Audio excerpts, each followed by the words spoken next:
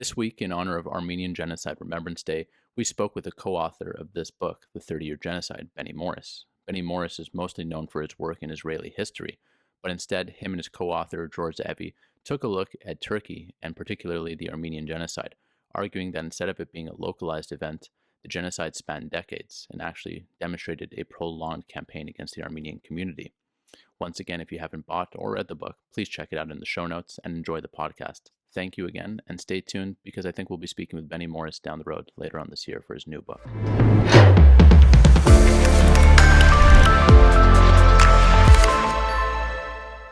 How's the COVID situation over there right now? You guys are light years ahead of everybody.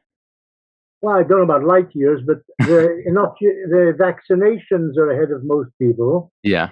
And the number of cases daily discovered is much lower than it was. It was like 4,000 or 5,000 about a month ago per day, and now it's like 500 or something. That's amazing. 300. So Canada. It's manageable now. Yeah, Canada has really struggled. I think we're even behind the UK and the US even in terms of vaccinations right now.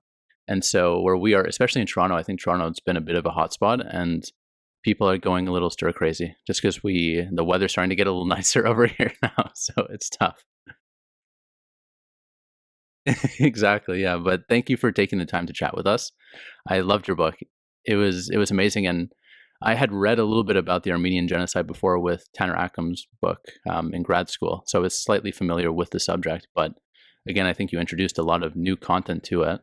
And what was the reason for you wanting to enter the debate about Turkey and the Armenian genocide? Because you had predominantly you're known more for Israel-Palestine and the Palestinian refugee issue, and you've moved on to a close issue, a proximate issue, but something that's a little different.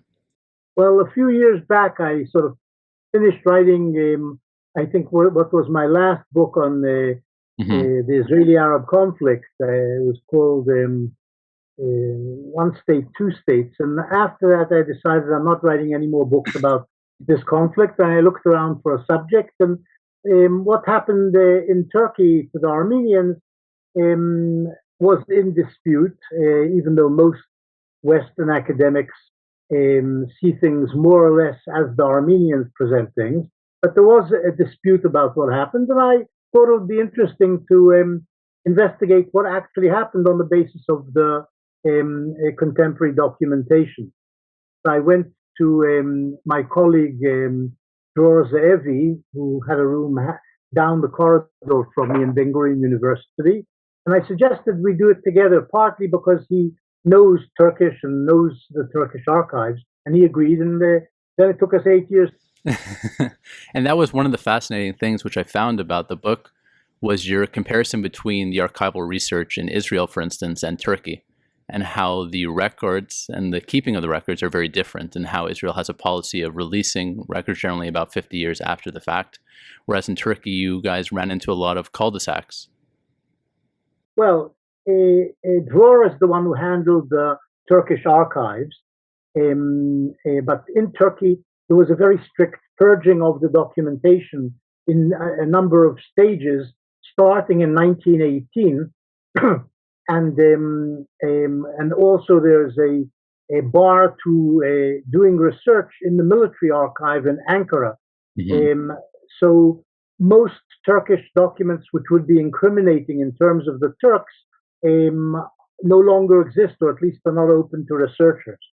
Whereas in the Israeli archives, which are run on sort of the principles of democratic states, unlike Turkey, a great deal has been opened. So recently, the right-wing government here has also been trying to close things down.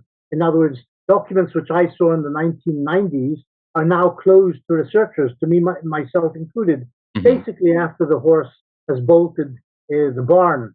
But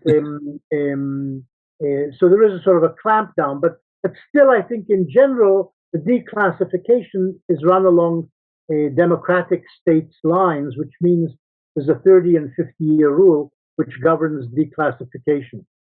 And what did you find was the reception when you released the book?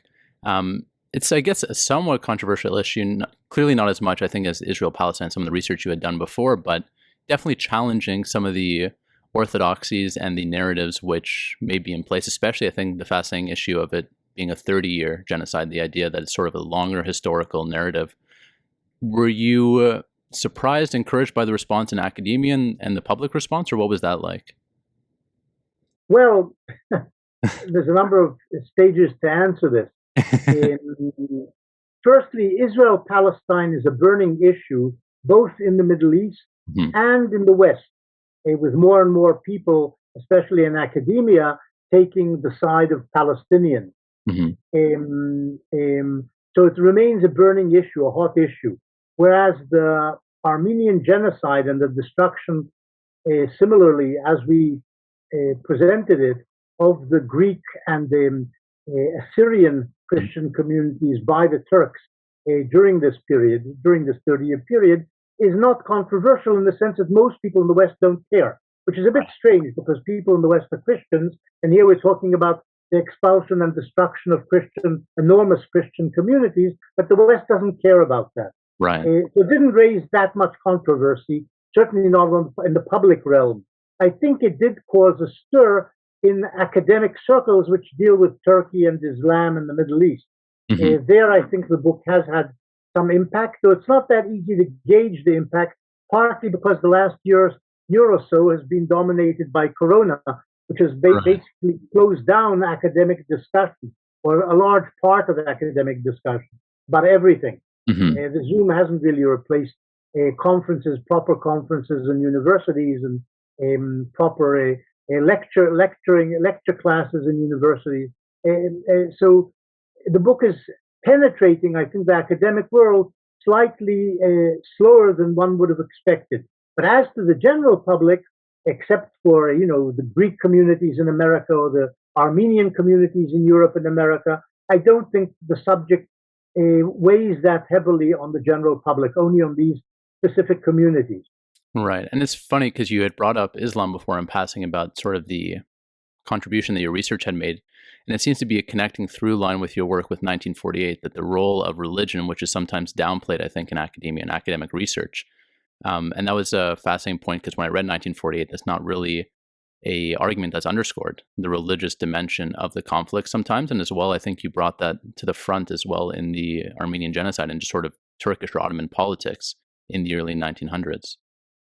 Yeah, in the academic world in the West, there is a suppression of the problem of Islam and the role Islam has played in conflict, in genocide, etc. Terrorism, especially in the West. You'll find on CNN or whatever they talk about terrorism without saying Islamic terrorism, which is what we're actually talking about.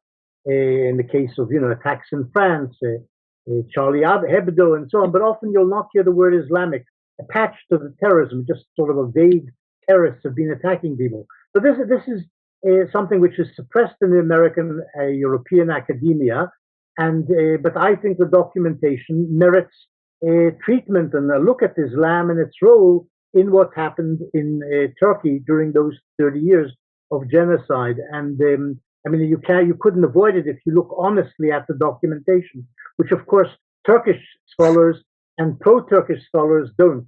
And increasingly, Western scholars also who deal with the matter, even sometimes those calling what happened genocide, sidestep the issue of Islam and its relevance and importance in what happened. And what is your assessment of the trajectory of academia? Obviously, you're on a very interesting fault line because Israel is not necessarily North American academia, and the academic political currents may be a little bit more distant. But do they move entirely distinctly from one another, or is sort of what's happening in North America slowly making its way into Israeli and Middle Eastern academic circles? Yeah, I would say the word slowly is wrong. I would say that Israel is very much influenced, and Israeli academia is very much influenced by what happens in North American and Western European academia. There's a shift to the left, if you like, or a shift to questioning the merits, the behavior of Zionism, and a greater support for Arab and even Muslim argumentation. That is, you'll find this in a lot of departments, especially in the humanities, especially in the social sciences, in Israeli universities. And this is clearly a reflection of the influence of American and Western academic thinking.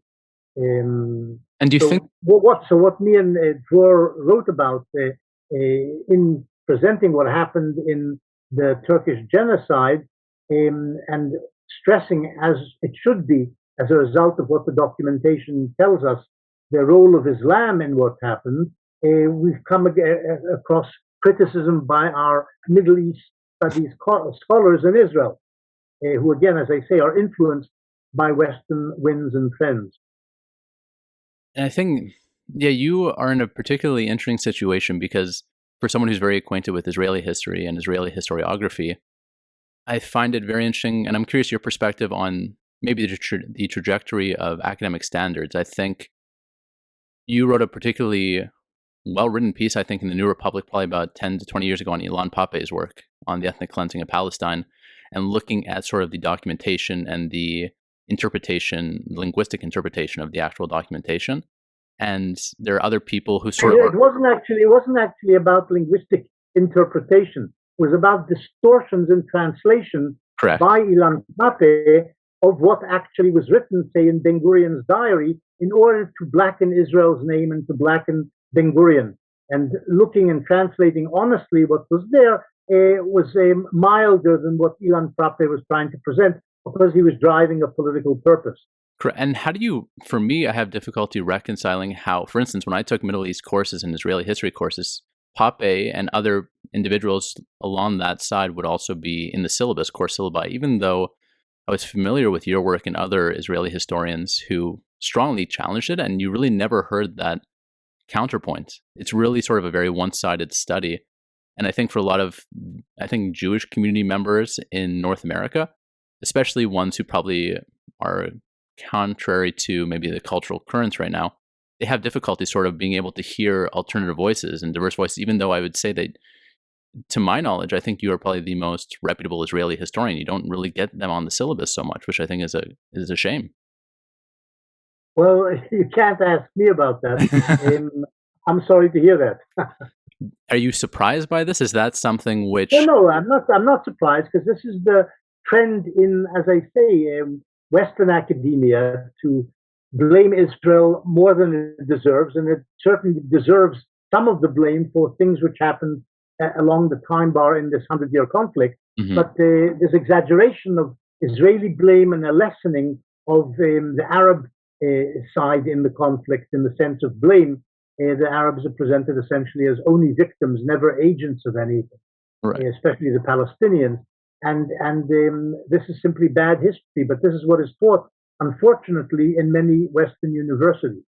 Did your experience in researching these earlier books on Israel and Palestine and going into the archives, did that inform significantly how you wrote the 30-Year Genocide and how you approached the subject? Did it change the way you looked at it? No, I don't think so. I didn't really know anything at all about what happened in Turkey. Mm-hmm. My colleague Dror was an expert on the 17th century Ottoman Empire, so he also didn't really know what had happened in the 20th century or the end of the 19th, early 20th century. So both of us, in effect, approached the subject tabula rasa. In other words, we didn't really know very much about it. Dror, in fact, is very sympathetic and empathetic, was initially to the Turkish perspective about everything, about their own history. But as during the 8 years we looked at one document after another, I think he also came around to the view which is expressed in our book, that what happened was essentially a genocide by Turkey and the major ethnic cleansing of the Christian communities. That is, killing of several million and the expulsion of the rest. This is what happened essentially in those 30 years. Were there any findings that you came across that particularly surprised either of you? Like the historical scope of it being something which spanned several decades, or even there are parts of chapters which I've read which really go into some terrible detail about and the record keeping of some of the incidents that afflicted the Armenian community, especially women and children particularly. Were you shocked at all, or were you surprised by sort of the gruesomeness and sort of the visceralness, it seems, of the violence? Yeah, sure. The detail of what happened, mass rapes of tens of thousands of Christian women, the abduction of tens of thousands of Christian children, the murder with axes by their neighbors, and so on. This is all terrible, and of course it's shocking. But I think we were surprised because we went into this the research trying to see what happened to the Armenians. I think the major surprise was that we really didn't know anything about what had happened to the Greeks or the Assyrian communities, and we saw that they basically had been subjected to a similar genocide and mass ethnic expulsion. So that was a major surprise for us, that in fact it was a 30-year-long process, not something which happened during 2 years, 1915, 1916, in the course of World War I, but something which spanned 30 years. That was a major, I think, historical surprise for both of us. Because as I say, we were going to look at what happened to the Armenians during World War I, and we ended up seeing that you can't see it separate from what happened during a 30-year period and what happened to the other Christians. That's one thing. A second thing which surprised us, or at least me, and I dealt mostly with what happened with this man, is a man called Mark Bristol. He was the American High Commissioner in Turkey. Also the man who commanded the American fleet in Turkish waters. He did both things. He was an admiral, and they appointed him because he was around and probably had good connections in Washington. They appointed him also the High Commissioner, meaning the American ambassador to Turkey between 1919 and 1927, I think it was. And he was very pro-Turkish. This is what surprised me. And whenever people came to him with testimony, witnesses, etc., American missionaries, American consuls, saying the Turks were busy massacring here and expelling there and raping and forcing conversion to Islam and so on of whole towns, he basically used to brush this off and say, well, the Muslims complain about Christian massacres of Muslims and so on, some of which were true or at least partly true, most of which were fictitious, but he adopted the Turkish line basically because I think he had a racial antagonism towards the Greeks and Armenians in Turkey, but mainly because he was interested in American commercial interests and furthering them. And that meant supporting the Turks and getting an in with the Turks for American companies once the battles were over and once the ethnic cleansings were over. Right, exactly. Yeah. And I guess it's hard because we were talking about separating the Armenian experience from perhaps the Assyrian or the Greek experience. And I think another difficulty, I think from our perspective, say from the 21st century, is separating the Armenian genocide, I think, from often being overshadowed by the Holocaust. And I think when we look at the paradigmatic genocide or mass violence, we always think about the Holocaust, and a lot of people, especially in genocide studies, actually will look to the Armenian genocide as sort of the first modern instance of it. What was your thought process on that? Did the Holocaust and its overshadowing, did you believe it overshadowed it? Did it change our definitions in our heads and our mentally of what a genocide looks like and is defined as? No, I didn't feel overshadowed. I'm aware of the fact that the Armenians feel that in some way, their case, their victimhood is overshadowed by the Jewish victimhood. Larger numbers, much more publicity. The Jews are much more literate, and then they write books and they do historical work and so on, much more than Armenians did. And there's lots of powerful Jewish communities around the world, which there weren't at the time among Armenians. So they got it's not a bad deal. They didn't get a bad press, but they didn't get that much press, and it was overshadowed by what happened a few decades later to the Jews. I think they feel that. But in my case, I mean, in the case of Dror and myself writing about it, we didn't think in terms of the Holocaust. So in our book, in the last chapter, the conclusion, we do compare the two Holocausts because there are grounds for comparison, but there are also great differences between what happened to the Christians in Turkey during those 30 years and what happened to the Jews during World War II. Yeah, for listeners, what would you say are sort of the biggest differences and overlaps maybe between the two events that you really came out with after the research? Oh, there's lots. You're forcing me to sort of think about it. One of the major differences is that in the Turkish case, it wasn't just soldiers and policemen who carried out the actual killings. And this is really true about what happened in Germany. They had support from Ukrainians and Dutch policemen and Frenchmen and Lithuanians, but essentially, in terms of the Germans killing Jews, and they're the ones who really committed the Holocaust, we're talking about SS men, policemen, and soldiers, essentially. And it was done outside of Germany. I mean, people were shipped out, but the killing itself, it was done outside Germany, of German Jews at least. And most others ended up, most of it happening in Poland.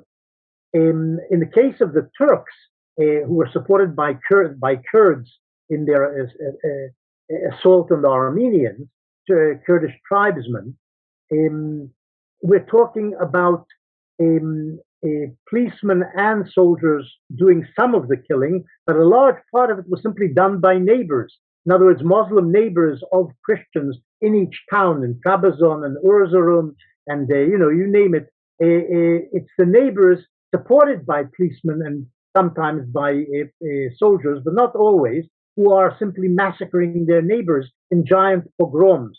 This is certainly true about 1894, 1896, and 1919, 1923. During the World War, soldiers take the primary role in the killing, soldiers and gendarmes and policemen. But during the other periods, it's the neighbors who are doing the killing. In other words, you've got tens of thousands, perhaps even more than tens of thousands, of Turks and men and women, supported by women, engaged in the massacres in various places. And in Germany, people didn't go around massacring Jews. The German soldiers and policemen took them away, but the massacres happened somewhere else. Yeah, for me, it's funny, and I'm curious what your thoughts are. It's more of a philosophical. Well, that's one ground for comparison. There's lots of others. In terms of both, in terms of the victims in both cases, the Christians in Turkey and the Jews in Europe, conquered by the Germans, there's a similarity in the sense of the victims going like sheep to the slaughter. There are occasional acts of resistance, the Warsaw Ghetto uprising, the uprising in Treblinka during World War II, and in the Turkish case, there is some resistance on a mountain called Musadag or in Zeytun, but essentially they all go also like sheep to the slaughter. So there's something similar in the victimhood on both sides. What would you say, this is more of a philosophical question, but you've studied cases of mass violence, of genocide, of civil war, essentially. And when I think about genocide studies, I always think about that. What do you mean by civil war? Because what happened in Turkey wasn't the civil war. Correct, sorry. The Turks like to portray it. It's not true. It was a massacre, a giant, or three large stages of giant massacres. Occasionally, there was a little resistance. No, correct. I should have been clearer. I was referring more to your work in 1948 and about the idea that pre-stayed Israel.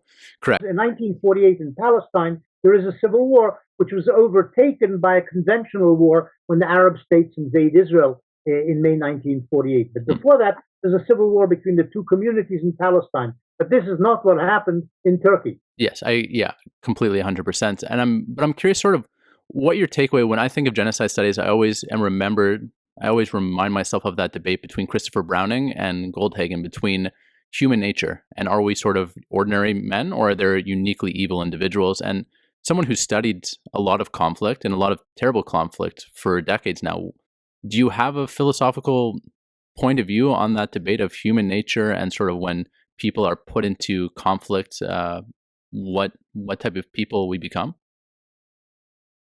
I don't know. I haven't devoted that much thought to it. Look, conflict, wars bring out the worst and the best in people. This is true probably in both the Israel-Palestine conflict, the Israeli-Arab conflict, and in what happened in Turkey. There are even Turks who resist, that is, Muslim Turks who oppose what is being done at that moment by their neighbors to the Christians among them. But not that many. But as I say, it also brings out the worst in people, and the behavior of the average Turk in this conflict, in those towns in which there are pogroms, is very gives rise to pessimism about human nature. That's how I would put it. And can you tell us anything about some future work you're potentially working on? Are there any teasers or hints you can drop about potential works or books that we could expect to see in the future? Well, it's true. As I told you, I've stopped writing about the Israeli-Arab conflict, at least books. There is an article which I'm working on. Okay, great. But there is a book which is coming out. Hopefully, it'll come out later this year or next year. Mm-hmm. A biography by me of a Jewish spy, strangely named Sidney Riley. I see. Is this for Yale University Press? Yes, it's for the Jewish Lives series. Okay, great. So that should be coming out towards the end of the year. There was this Jewish spy originally called Zygmunt or Shlomo Rosenblum, who changed his name to Sidney Riley and became an Irishman in his eyes, or at least tried to present himself as such. And he was people don't know that much about him nowadays, but he was the most famous spy in the world in the first half of the 20th century. That's fascinating. I'm looking forward to reading that. James Bond was in part based on him, according to Ian Fleming. Oh, that's fascinating. I've never heard of that before. I'll keep an eye out for the book. And I don't want to take up too much of your time. If I can just ask one last question. We're going to be releasing this podcast in relation to Armenian Genocide Remembrance Day. And I think your research has done a lot, I guess, at least within small circles, to popularize strong historical facts supporting the notion that there was a genocide that took place. I guess maybe this goes back to the first question we were talking about, but why is there sort of this lack of consciousness about Armenian genocide remembrance, particularly Holocaust remembrance is so inundating and everyone is sort of very familiar with it, at least in North America? If you would ask the average person about the Armenian genocide, probably most people would have no idea about it, or even if it was a legitimate commemoration. As I say, I think it's to do partly with the literacy of the two peoples. Jews tend to write a lot. They have lots of writers. They have historians. They take their history very seriously. I think Armenians also take their history very seriously, but they don't reach out, haven't been able to reach out to the world, and if you like the word, popularize what happened. Whereas the Jews with the Holocaust were able to do this. It's not that explicable, but it's something to do also with the nature of the two peoples.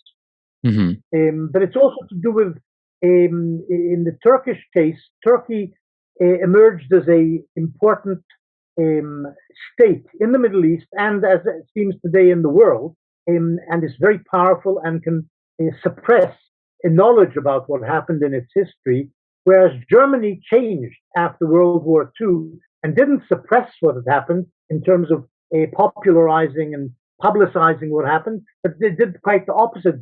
Germans basically joined the task of making people know what had happened in the Holocaust. So this is also an important difference. Do you feel that there's a lot more research still to be done when these archives hopefully will be eventually released to the public and more accessible? Hold my breath about the Turkish archives being released.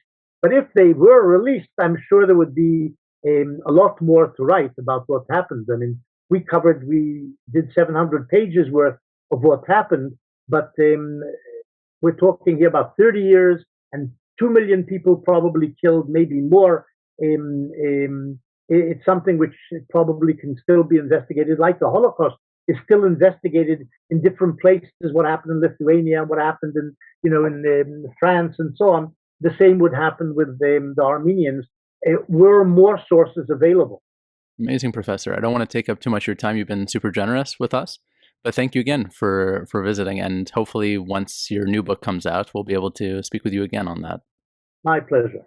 Amazing, Professor. Have a good one. Shavua Tov, and all the best. Shavua Tov. All right, Bye. take it easy.